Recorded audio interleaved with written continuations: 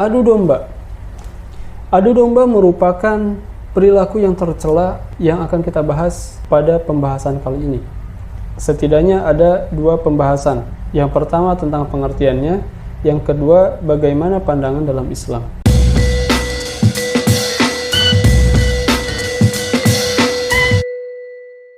Baik, kita memasuki pembahasan yang pertama, pengertian adu domba.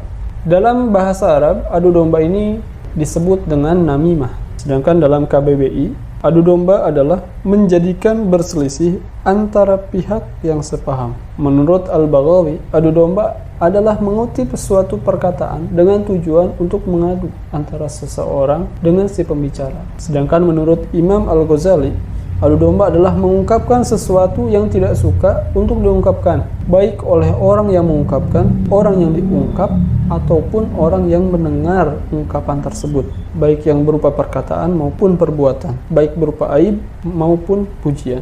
Rasulullah SAW bersabda dari Abdullah bin Mas'ud, sesungguhnya Muhammad berkata, maukah kuberitahukan kepada kalian apa itu al-addu?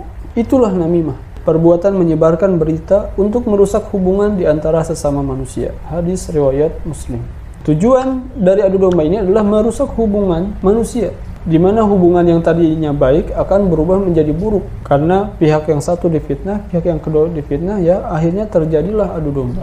Imam Nawawi berkata, para ulama menjelaskan namimah adalah menyampaikan perkataan seseorang kepada orang lain dengan tujuan merusak hubungan di antara mereka. Itulah tadi bagian yang pertama tentang pengertian adu domba. Lalu yang kedua, adu domba dalam Islam.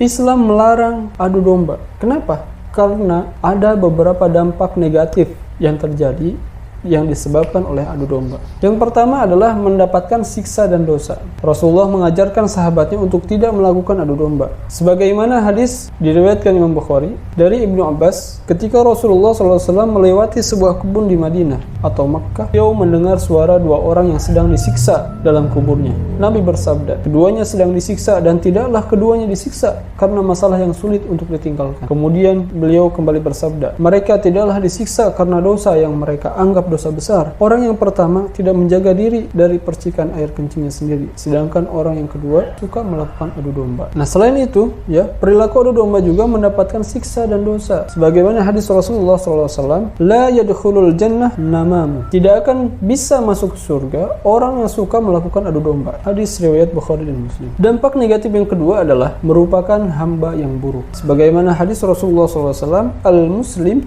man salimal muslimuna min lisanihi wa yadihi.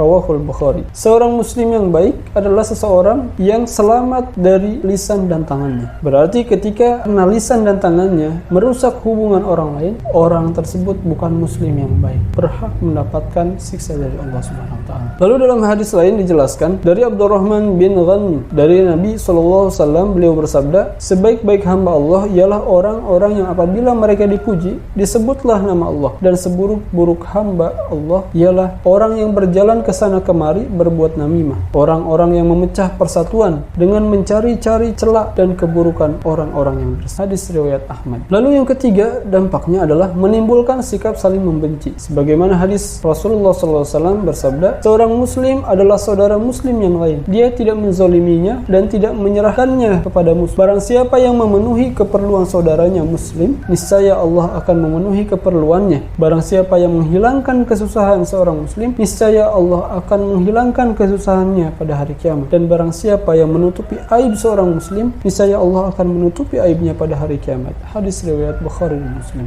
Demikianlah sudah jelas tentang namimah ini, bagaimana pengertiannya dan bagaimana pandangan Islam tentang namimah ini. Kita akan lanjutkan pada part selanjutnya.